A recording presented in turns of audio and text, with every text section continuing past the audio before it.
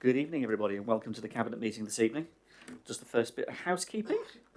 There are no fire evacuation procedures for this evening's meeting, so if we have the fire alarm go off, the usual please, out by the exit on the front reception desk. Please go to the War Memorial Park. Please don't leave. We want to count you in as out. And as I say, there is no formal fire alarm expected. Webcast of meetings. It's on the internet live right now, and it will be on YouTube for anybody to look back later. Microphones, remember where they are. Members, please don't move them, and then you'll be on the camera. Or on the system. Yeah. Mobile telephones, please turn them to silent or turn them off. Please. Thank you. Apologies for absence this evening. I've got two, Kerry and also Honor Lee, and that's largely my fault because we've moved the meeting from Tuesday to Thursday. So there were two apologies, but we are quorate obviously with the six of us. Any declarations of interest from colleagues on any of the agenda items this evening? No. Okay.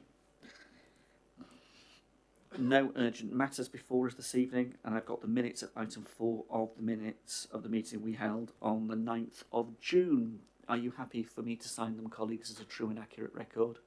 Yeah, I shall do so.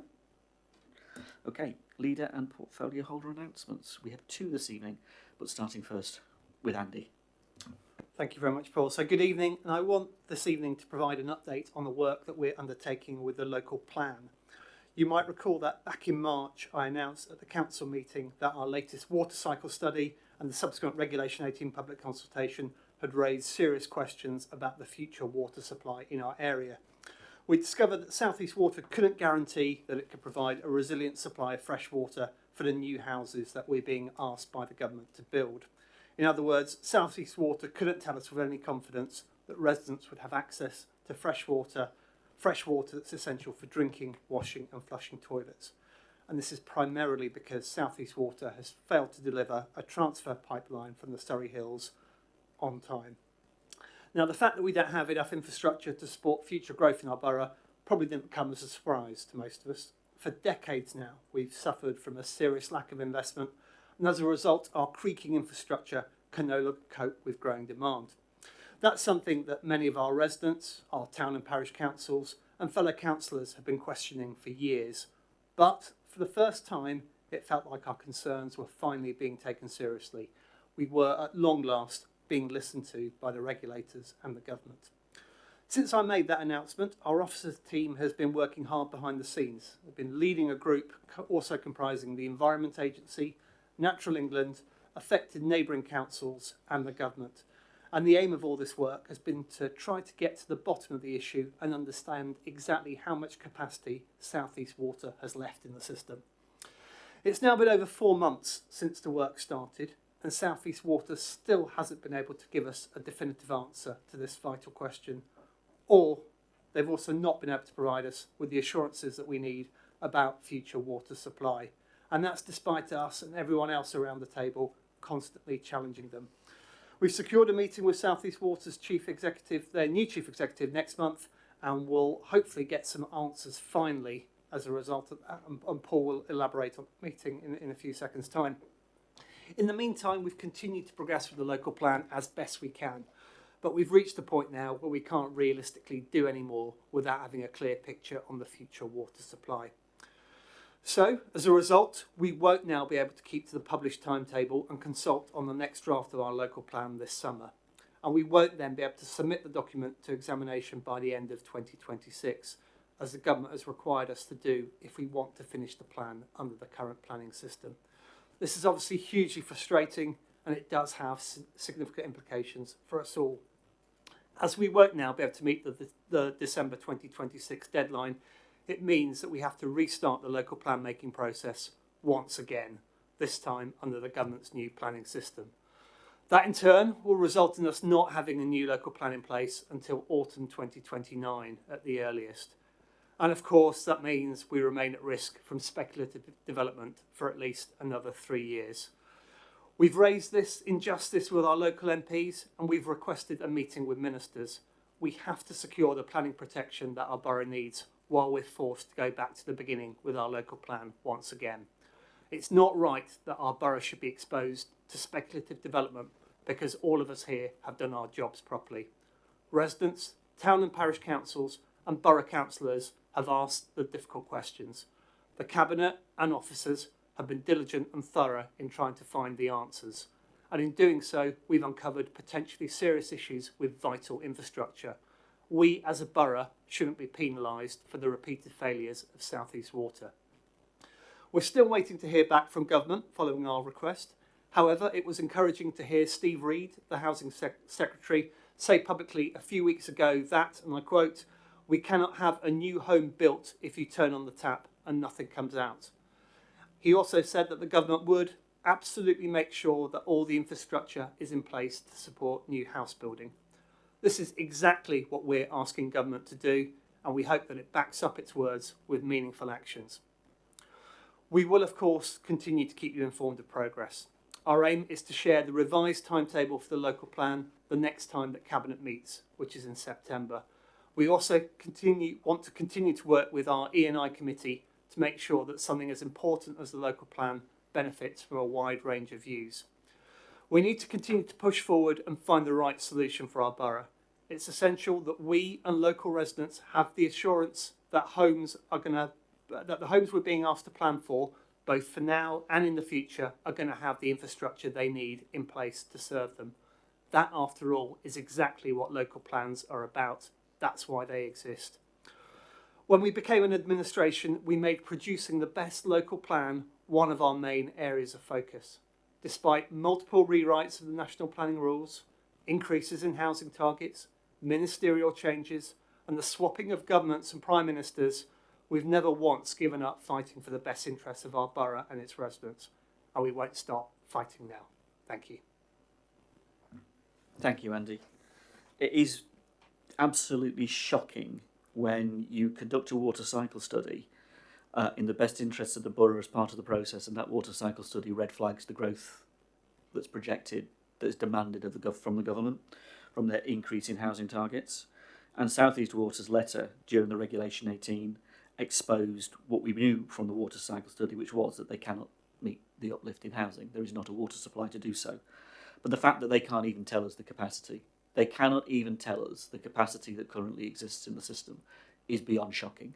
The state of the water companies, the lack of regulatory framework with teeth, and the significant lack of investment for well over a decade is a scandal, and it's a scandal that needs exposing. So we are doing everything we can to do just that and expose and tell the truth in terms of South East Water's responsibility here, which is why that meeting with the brand new CEO of South East Water that they have agreed to is so important, because we want to hear from them what they intend to do about their responsibility to supply our residents with water. And at the same time, bearing in mind the issuing of the lack of licence, taking the licence from the Greywell Aquifer, the removal of that licence, the revocation of that licence is huge because of the number of people that affects. Now that's going to go to a planning appeal, and it will be heard by an inspector. And that inspector will have a very large, significant decision to make. So we will need to ensure that what is represented there is the truth, that South East Water are held accountable, and that there is a genuine solution on the table. Now Southern Water, interestingly recently, in another meeting, have exposed the fact that they do have a solution on the table, and they are currently building a reservoir. It isn't yet built, it isn't yet completed, and is years away from completion. But they acknowledge that they too have got water supply issues for years, decades again, of lack of investment in water infrastructure. We also don't know yet, and again exposed by the work we've done and the work that our officers have done, that Thames Water have yet completed the infrastructure work that they promised from 2016. We don't know yet that that has actually been completed. We know it's in their plan. We don't know that it has actually been fulfilled. And again, our officers are seeking the answers to all these questions and doing the real hard and diligent work behind the scenes. So we do have a situation with infrastructure issues that need to be very carefully considered and have affected all of this, let alone a national planning policy framework that's been revised twice in 2 years. You know, Sod's Law says there'll be a third one that comes along next year at the rate things are going. But the truth of it is government have got to listen. They have got to start to listen to councils and to us in particular. in terms of the issues we face, because we just can't keep on taking the diktat from Westminster thinking it's going to solve the problems in Basingstoke. It is not. We need those ministers and government to listen to us and our residents and what they're going through. So I want to commend Andy and the officers for all of the work that's being done, all of the inquiry that's been made, all of that really diligent work that's going on that has exposed this. And there is a lot of work to do in the best interests of our residents. But I do know that our officer team and Andy is leading this charge, and we are behind him 100%. And I encourage all members to be behind him 100%, because that's what we need. We need a unified direction of travel against the government on this particular issue, because it's they who have the answers, it's they who have the chequebook, and it's they who can sort out the regulatory framework to bite against the water companies to solve these issues. Thank you, colleagues. I've got an announcement to make this evening. At 5 o'clock this evening, the government announced the Town of Culture bids. And unfortunately, we didn't make it. Out of 400 of those that were bid, there were 15 selected. There were a couple that began with B. Basildon and Billericay made it through, but we didn't. But I just want to say something about this year in particular, because that bid enabled people to come together to celebrate the culture and art and absolute wonderful sector of our borough. Nearly a tenth of our entire economy comes from our cultural and creative industries. It's such an important part of Basingstoke's fabric. And this year was the 15th year of our festival, the Basingstoke Festival. So I know I'm stealing Kerry's thunder, but in Kerry's absence, it's worth just saying, 15,000 people attended Basingstoke Festival this year across the 3 weeks. That's a record number of people attending the festival. Over 15 people had work experience delivered as a part of the Basingstoke Festival this year. So great to get people actually involved directly in the work of putting the festival on. Congratulations to the Cranbourne students who wrote a new poem about Basingstoke. That would be interesting to read and to see it published. 15 workshops were held from creative careers, so showing routes into creative jobs as a result of the festival this year. 500 people attended their opening parade, which was amazing this year. 500 people at the opening parade and a great show down at the amphitheatre near Festival Place. 162 artists took part in the Basingstoke Festival this year, a record number of artists. 98 performances over 3 weeks, which was superb, of which 8 were brand new commissions, specifically written, specifically performed, brand new at this year's festival. And the stat I like the most, I think the stat that really does say it for us, we had 10 primary schools, 4 secondary schools and over 20 community groups take part in the festival this year, really making it a community event for everybody to take part in. So just to say a massive thank you to our events team and all the work that was done by all of the officer team to deliver the Basingstoke Festival and all of those who took part and made it a reality this year. Absolutely superbly put on and superbly enjoyed. And a great event, absolutely great festival, and that's a show mark of just what we can offer. So we may not have got the Town of Culture, but that's not going to stop us carrying on delivering the excellent cultural activities and events that we do across this borough. So I really do congratulate everybody that took part in it this year. Right, we have got 4 agenda items on the main agenda this evening, and I'm going to bring forward one of them, the Vine Meadow car park, this evening, because we've got 2 public speakers, so I'll bring that to the top of the agenda. And I'm going to start by asking Laura if you'd like to introduce the paper, please. Thank you. Thank you, Leader. This decision to move forward and explore possible proposals comes after work locally to engage with our South Hugh community. Not only have Paul and I knocked doors and spoken to local residents in South Hugh, the council held a local exhibition which was very well attended. We listened carefully to residents' views about the character of the area, the importance of reducing traffic on local roads, the need to connect our green spaces, for example, the Station Master's Garden and Lyford Green and shrubland.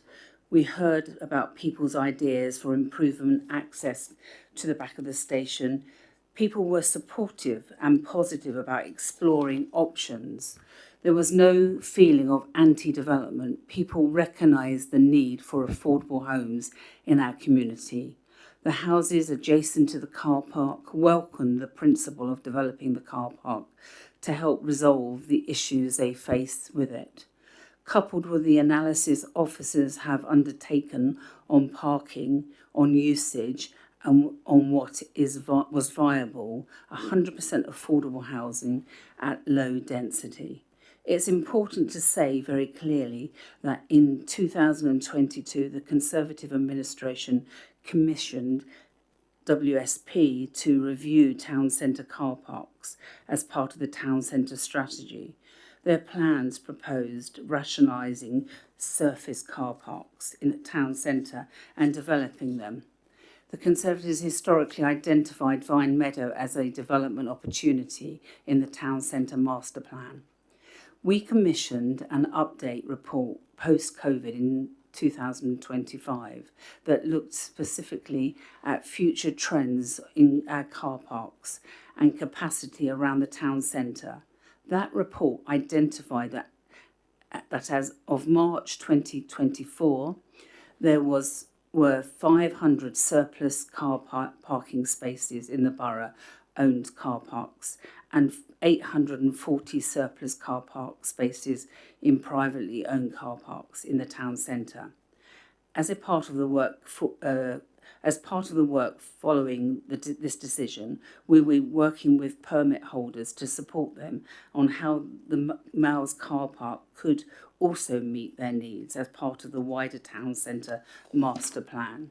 We need to make the best use of our car parks we have around the town centre and continue to understand the long-term trends and needs that fit well with the master plan and the emerging proposals for the whole of the town centre. Part of this decision before us tonight is also carefully considers the revenue implications of the loss of the car parks. We know that we will struggle to meet our affordable home targets despite 2 really good years of delivery, and the housing market is getting very difficult. We need to step up where we can to deliver socially rented homes. Socially rented housing is a key priority of this administration. Let us not forget that in the first year that we took over in administration, the pipeline we inherited from the Conservatives was just 14 socially rented homes. Brownfield sites like Vine Meadow are not easy to bring forward. We have a clear vision for homes that mirror the character of the existing community, especially Phoenix Park Terrace. We prefer masonettes that look like homes, not flats. We want a green link running through the site, connecting our 2 amazing urban green spaces from Lyford Green through to the shrubland to Station Master's Garden and the Holy Ghost Cemetery. We want to see access to the station improved for pedestrians and better direction for cars to reduce traffic on local residential roads. Proposals need to respect the conservation area. We can deliver some really positive improvements for Southview that can come from well thought through proposals. This decision is to proceed with seeking out a partner to see proposals brought forward to work with the community to shape those proposals and to continue to listen carefully to what they say. We can withdraw from this process at any point. The land disposal will meet the requirements of a Section 123 evaluation and be carefully considered from the public good and best value the proposals may bring. It's this careful, methodical and inclusive approach that sets this process up as a good example of how to approach regeneration.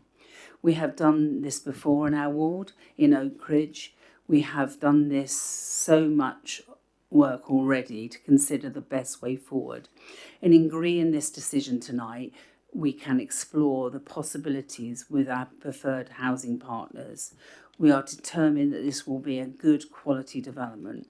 There is much work still to do on this, and this decision enables that work to take place. Thank you. Thank you, Laura. I've got 2 speakers this evening. I've got Jay and Simon. So Jay, if you want to come forward, and then Simon. You know you've got 4 minutes and you know how to use the microphone. Thank you, Chair. nobody disputes the need for more affordable housing, including in our ward, including our neighbourhood. But tonight, Cabinet is being asked to dispose of one of the borough's most valuable council-owned sites immediately adjacent to Basingstoke's mainline station for less than best consideration. That should concern every taxpayer in this borough. My first concern is the governance. This is yet another significant council asset being brought forward for disposal without having been clearly identified in advance through a transparent asset disposal program. So this is becoming a pattern, and it is simply not good enough, because the residents deserve openness about the future of public assets and confidence that decisions of this scale are not being made in isolation. Second, where is the evidence that this genuinely represents the best deal for taxpayers? This is not a minor decision. We could be talking about millions of pounds of public value. I recall members opposite criticising Hampshire County Council over far smaller sums during the local government reorganisation, judicial review, and various other spending. If value for money matters then, surely it matters now. So this council has already committed millions towards the new leisure centre, while financial pressures continue to increase. Every pound matters, every asset matters, and every decision involving public money must be subject to the highest level of scrutiny. Finally, residents cannot ignore the location of this site. It sits immediately alongside the Stored Green Great Western Development, and within the ward represented by two of the report's authors. So that makes it even more important that this decision is demonstrably objective and beyond reproach. So there must be no perception that the wider regeneration ambitions are influencing the disposal of this strategic public asset. Perhaps Cabinet should spend more time engaging with regeneration and development experts who understand how a station adjacent land can be used to maximise both public value and housing delivery. I could point out a number of examples along our Wessex main line from Wimbledon to Surbiton, through Walton-on-Thames to Woking, but tonight is not the forum for that discussion. But it's about transparency. It's not just about car park, it's more than that. It's about transparency, it's about governance, and it's about whether this cabinet is acting as a responsible steward of assets that belongs to every resident of this borough. Tonight, I do not believe this report provides sufficient evidence that it is. Thank you, Chair. We'll come back. Thank you, Jay. Simon, you're next up. Thank you. You definitely know where the microphone is. There you go. Thank you very much, Chair. And just to comment briefly, if I may, on the Town of Culture, you and I were both at the LGR LGR. It did feel like the LGR conference, the Local Government Associations conference, and it was amazing to see one of our event staff with the Basingstoke Monster as one of the finalists for the big picture that was up on display. So we should recognise that. I just want to pick up some points and really just to turn some of Jay's points into some really important questions. As somebody has constantly personally raised this issue about the disposal list that is presented to our audit committee, and I can see Councillor James nodding his head, I have raised it over and over and over again. I don't think we've had a site on the disposal list brought forward to this cabinet. It's always been sites that aren't on the list. And there is something about just the reasonable judgment about governance of this council as councillors when that continues to happen. There is also something about that modelling and looking at sites. And Councillor Laura James, you're absolutely right about the car parking review that we brought forward when we were in administration. It is always interesting how people's tunes change when they go from opposition to administration, because when we raised it, it was fought tooth and nail by people in this cabinet. And the one thing I would disagree with is we did not highlight that this prime site by the station was one of the prime areas for development. Other sites were identified. This site was not. there is also something about taxpayers across the borough and their view about disposing of this prime station side location below market value, sitting alongside that best value for taxpayers. And I do have to say, Councillor James, I am particularly worried when what you just described was our ward, our ward, our ward, and how that appears to the person on the street when it is something that is being disposed of at much less than market rate. So I have everybody in the Cabinet, I would ask you to consider this, that just says actually there were no declarations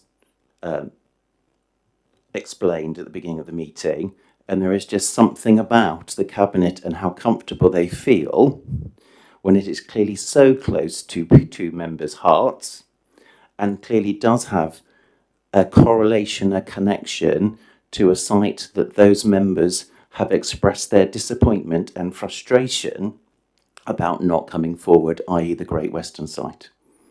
And I think there are some very serious questions. And actually what I haven't heard and haven't read is a report or a process or a discussion that answers them. Thank you, Cabinet. Thank you, Simon. Gavin. Yes, thank you, Chair, and thank you, Councillor Ganesh and Councillor Minnesbound, for your contributions. I think the first thing I want to pick up is this prime site, valuable site. I think one of your colleagues was calling it a prime real estate at one point, and I think it's clearly understand that there is no such definition for prime real estate. It's very subjective. If you do look at the site, it's surrounded, it's only accessible from Vine Road, it's surrounded by very narrow residential streets, and if you want to access it or exit it from the south, you have a choice of two narrow, height-restricted tunnels under a railway line. So actually this site can't be considered prime, because firstly, prime refers to a property, and there's no property on the site. And secondly, accessibility, there's no way you could ever use it for warehousing. You couldn't use it for industrial. I doubt you could even use it for retail, because HGV lorries will have a significant problem accessing the site and exiting the site. So in terms of prime, I think we have to be very careful, because its future is either as a car park or residential. There isn't really anything else it's likely to be used for because of the nature of it and the access to it. And I think that needs to be put into consideration. You've heard, obviously, Laura's explained the fact that we've done all the car parking studies. I'd actually rather any commuters that do use that car park park closer to town and popped into town on the way home. That'd be rather nice for support retail and leisure in the town centre. So I don't think the argument that it's not delivering best value is fully known yet. It's not a prime site. The paper's very clear. We are going out to indicate that we are willing to invite discussion and conversations about whether a fully affordable development could be delivered on the site. We don't know what the outcome of that is. And I think that probably explains around the disposal. The disposal list that you see in audit and accounts generally relates to commercial property. It's an indication, it's private and confidential, because clearly it's commercial decisions. This isn't a commercial property, it's effectively operational land, which means we can go through the normal process, and disposal happens through the formal process of coming to Cabinet because of the value of the land. Whether or not the offer ends up going to full council, I don't know, but we're not at that stage yet. So we've been very transparent by presenting this report in public today to say this is a plan, this is what we're looking at doing, we're going to invite offers. So I think it can't be more transparent than being here and on the webcast and published on the website for everyone to read. So I think perhaps, hopefully that's allayed some of your fears. I personally think it's a very good thing to be looking into. In the town centre area, which is not on my ward, but it's close to my ward, we have had Normandy House, which was developed under permitted development rights, which meant you had, I think it's 280 units with no affordable. We've had Churchill Plaza developed into 175 units with no affordable homes. And we're soon to get packaged living, another 360 homes with no affordable housing because of the nature of that scheme. And occasionally, from time to time, we get offered money for off-site affordable, which is very difficult to spend in a town centre area. There are very few opportunities in the town centre to find room for affordable housing. And so I think when the opportunity does come along, it's important we do that. It's clearly a council priority. It's in the council plan that you supported, that we look to deliver more affordable housing. And I think that's right that it's dispersed across the borough. and that includes the town centre area where there's been a sharp growth in private property, but nothing particularly affordable. So I think it's a wonderful scheme, and it'd be interesting to see what various housing providers come back with, because I think I've got high hopes that we are going to deliver another council priority through this scheme. And of course, best value for a local authority isn't always about the money, it's about the social good that comes out of it. Going? Thank you. If I can just remind you of the recommendation on page 98, agreement of a statutory scheme and a section 123 valuation report. So we're very clear that there has to be that in place. We don't know what's going to come forward. We have no idea. You know, the reality is we're going to put this out to our preferred partners. We don't know whether this is going to be viable. We don't know whether there will be a requirement for us to dispose of it in the less than value. You know, that we don't know, but we're just being very open in relation to this report, as Gavin has said tonight. I mean, in relation to mine and Paul's link to the ward, it is in the ward of Norden. And I think, you know, in relation to the possibility of anything other than housing being developed on that site, I would obviously have concerns for the residents around the area. Not to say that we would have to consider that and we would have to look at that, but I think the reality is our priority is for affordable housing, and there is a commitment from the residents of Norden to deliver that, and that's really positive.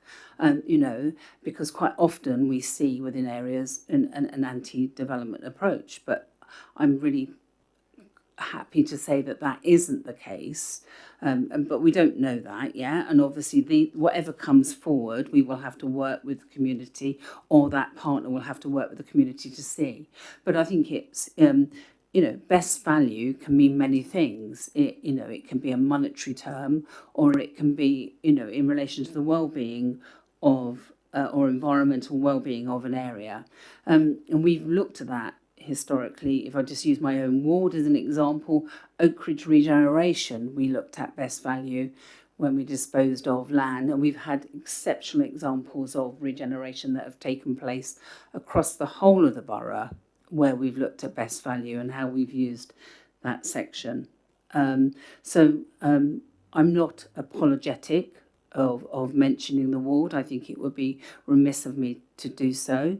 I also think this is an opportunity. Whether it actually leads to anything, we don't know that. This is very early doors in relation to this process.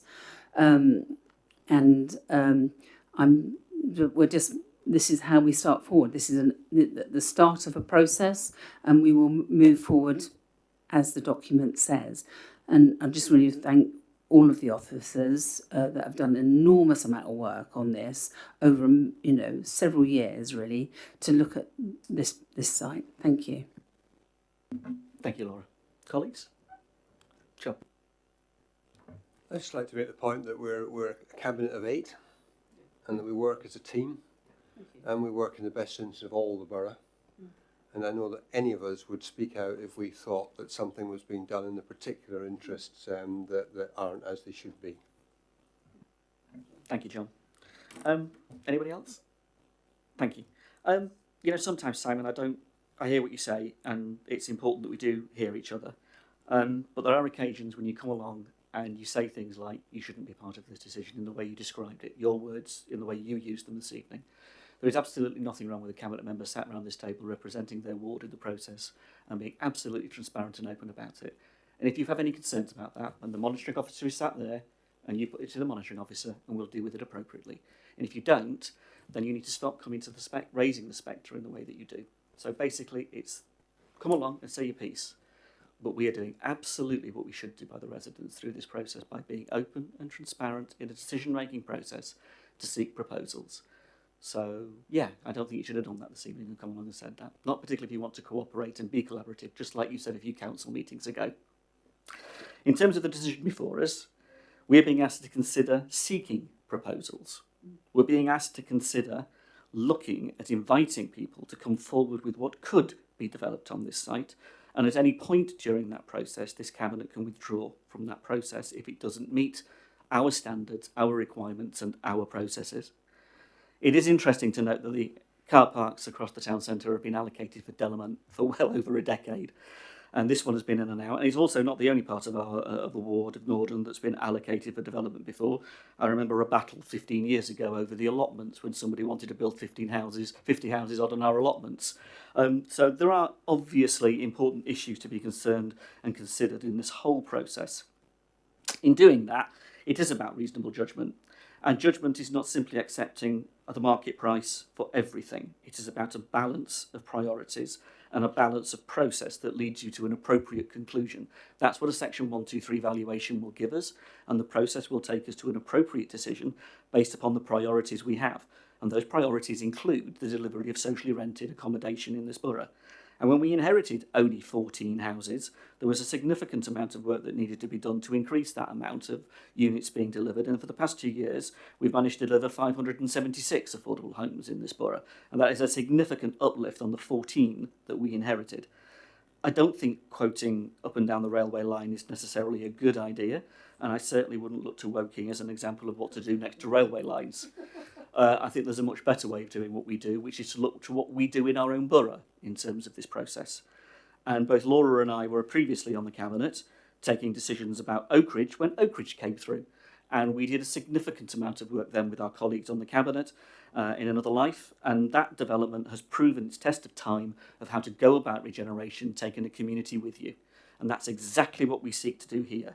We want to take our residents, the community, with us on a journey about what this site could offer them with better access to the back of the station and all of the people who use the back of the station, the people that walk down from Popley or walk down from Chinham to use the station.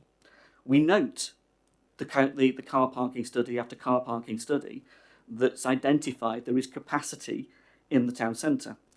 And we need to understand that so that when the town centre master plan comes forward and we see sites developed on the back of that, those sites that are developed fit the pieces of the puzzle as it comes forward, so that the car parking is seen in the whole round of what can be delivered across the whole of the town centre.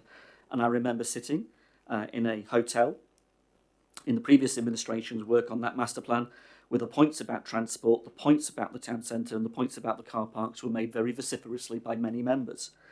The site itself had been identified and considered in terms of what higher density or other densities could be delivered, and low density development has been considered the most possible as viable. We'll have to test that in the process. But the value point that's been made this evening by our two colleagues, I think, is overplayed. And it's overplayed dramatically. I think we need to think this through as a process that considers all matters and not just the value of something. Maybe that's the reason why we only then delivered 14 social homes in that year when we took over the council. This is a process. We will go through it if we take the decision this evening. I do note that the car parks have never been on the commercial property portfolio as far as I'm aware. I might be corrected on that point. But in terms of the significant constraints on this site, those proposals are going to have to deal with all of that to make anything viable and make something work for the residents and the community. But I look forward, if we decide to move this decision this evening, to what those proposals will look like and have them tested by the residents, helping shape the proposals as they come forward. So, colleagues, we do have a recommendation before us this evening. We have a report. If there's nobody else who wants to make a contribution from the Cabinet, we've got the recommendation on the paper set out before us. As you go to the back of the agenda pack.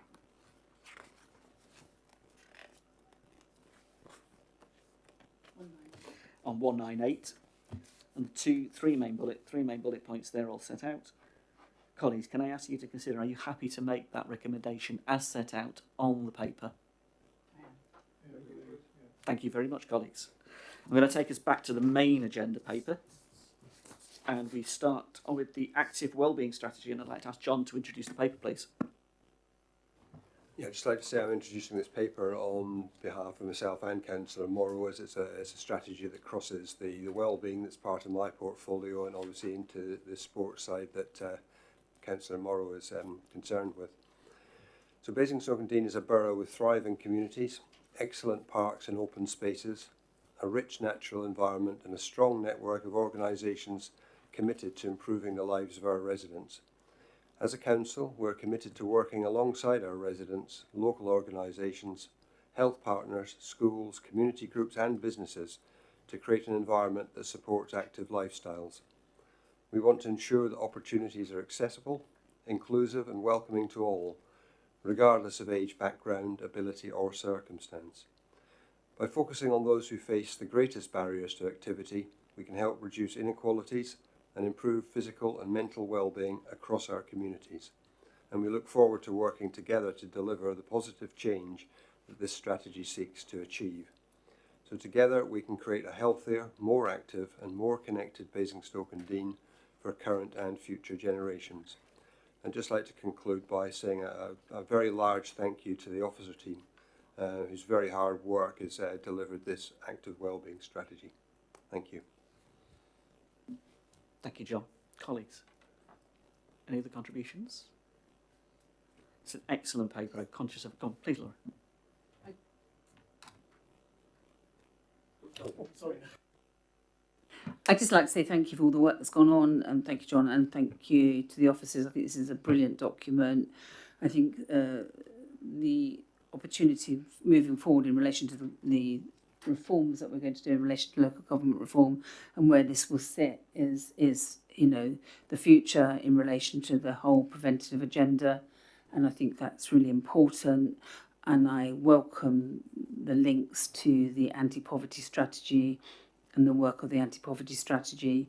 And I just think in relation to equality, this is the future, and we really need to think about this in relation to a borough, in relation to well-being. So thank you very much to everyone. Thank you, Laura. Anybody else? Cool.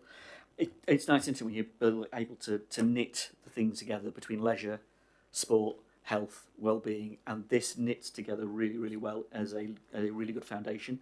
Obviously, the dates are 2026 through 2031, and the new council will come along in the future and decide where it goes with this, but as a grounding for it to build from, and we're going to be seeing a lot of this come forward with the policies of this council over the next period, as something to build from.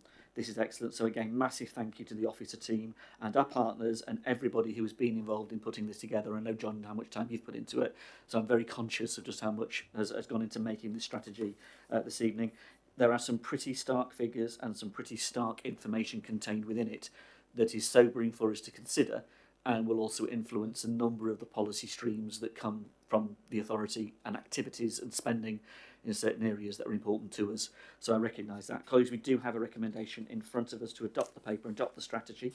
Are you happy to take that recommendation, and do you agree? Thank you very much. I've got the Capital Programme Outturn paper next. Gavin. Thank you, Paul. This goes to full council next week, so I shall be very brief. Obviously, it's really looking back over a year, so it's a very factual statement on mainly about where we are. Happily for the capital programme, it's £1 million underspent due to delayed spending, which actually for us is incredibly close to where we should be. The key underspends relate to some IT stuff, which is quite frustrating because it was all ordered in March, but it's being invoiced in April, which means, of course, it slips over the year. But actually, the scheme itself isn't a year behind; it's a month. And the 5G Living Lab, which is a bit behind. But good news, it's in, it's there, it's got a site, it's in a building, and it's all plugged in and it's being tested. So hopefully, it won't be in a capital programme next year. Obviously, we've tried to move some schemes forward, and you can see they're all documented in the report to try and balance things off. The big news will be requests to council to make additions to this capital programme for schemes that can't wait till we do the new capital programme in February next year. There's some smaller schemes which all relate to 106 monies and government grants, which are kind of ring-fenced funding, so that's probably not too controversial. And then there'll be two schemes added. One is Basing View, where we're looking to put £7 million aside, or up to £7 million aside for Basing View regeneration. That includes dealing with the Farnham House site and getting that ready for marketing. So that will be added to the programme with council's consent. And I have a fun fact for you on Farnham House, but that will come on Thursday next week. And also the War Memorial Park skate park improvements. There's been an underspend in other areas, so and a bit of money will be going on to that to make it suitable for beginners, although I still won't be trying it because, frankly, I'm scared of skateboards, even if the ramps are really small. So there'll be additions that go before full council next week. Thank you, Gavin. Colleagues, any? No, just Gavin rightly says, an interesting one from the important one in here was his May Place as well. They're all important, but the May Place recommendation is good to see. And it does make me smile about the skate park because I want to know whether Kerry's going to improve his time next time he goes around on the track, having done it and been brave enough to do it, actually, to be fair to him. Colleagues, we've got the recommendations set out on 148 and 149. Are you happy to approve the paper? Thank you, colleagues. And then the last paper on the agenda this evening is the Revenue Outturn Report 173 to 196 on the agenda. And Gavin again, please. It's another one going to full council. We're going to go to full council for a couple of amendments of what to do with the outturn. So the outturn, as always, we've got a flurry of government grants right at the end of the financial year that clearly just go straight into their allotted reserves to be worked on this year, and obviously the one-off payment from the lease surrender of Farnham House. So that's sort of taken out the equation. After that, we're left with a £1.5 million underspend. Much of that is down to about £600,000 or £580,000 is delayed spend, half of which relates to the local plan. Within the rest of it, there's a couple of areas where costs have been slightly higher, particularly around some of the wages, but of course at the same time with vacancy rates. We've also had better returns from our treasury management. We've also had additional revenue from household waste, from the supplier packaging that I can never remember the acronym for, but Laura will know it, I'm sure, which is good news because that covers the cost, the extra cost of collecting food waste. So there's a bit of a sort of process that we'll go through in full council where effectively the monies that is £580,000 that's been underspent will be rolled forward will carry forward into next year's budget. The rest of it will go into the MTFS, where it will sit there. At the same time, we will be asking council to endorse an amendment to the budget, which is to withdraw money from the MTFS to support the lease surrender of Winklebury Football Club so that they can be transferred. So I shall try and go through all of that in full council next week, but I need you to approve it now before we can get there. Thank you, Gavin. Colleagues, any other contributions? So I've got the recommendations set out on the paper, and are you happy to accept them and agree them? Agreed. Thank you very much. That concludes the meeting this evening. Thank you.